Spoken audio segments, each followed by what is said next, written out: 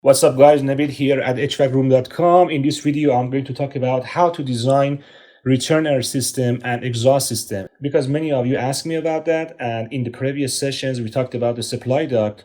So in this video, I'm going to cover these two.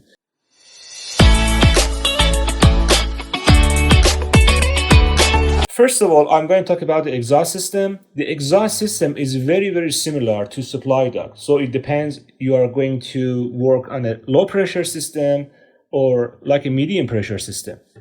So if I want to go back to that design, again, in the previous sessions, I talked about the supply duct a couple of times with some examples. You guys can look at that video. But for the exhaust system, again, it depends. You are working on low pressure system or medium pressure system.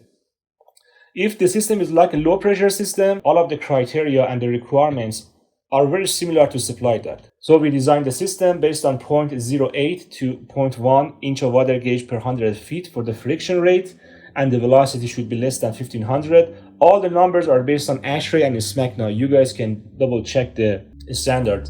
And as far as the medium pressure system, the numbers are going to go higher. For example, for the friction rate, 0.25 inch of water gauge per 100 feet, and the velocity less than 2500 or 2200 foot per minute is going to be a good design. But for the return, the criteria is totally different. The velocity and the friction rate is very lower. Why? The reason is we don't want to increase the noise and sound in the return duct. Remember, in the return duct, you are pulling the air from the space, so it shouldn't be noisy. But as far as the criteria, these are the numbers that I usually use in my design. Again, per SMAC now. For the friction rate, we go with these numbers per 100 feet. And as far as the velocity, it depends. You are working in residential or in commercial projects.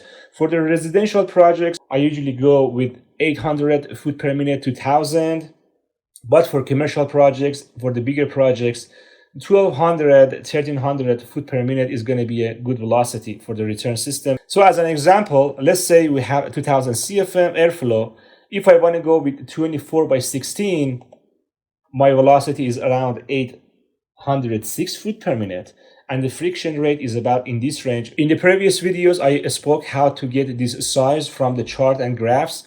You can double check that video, and we also put the graph in our website. But again, you can grab these sizes with Ductulator or with many applications on your cell phone. Please let me know what you think in the comments below, and please like and share the video with your friends if you found it useful.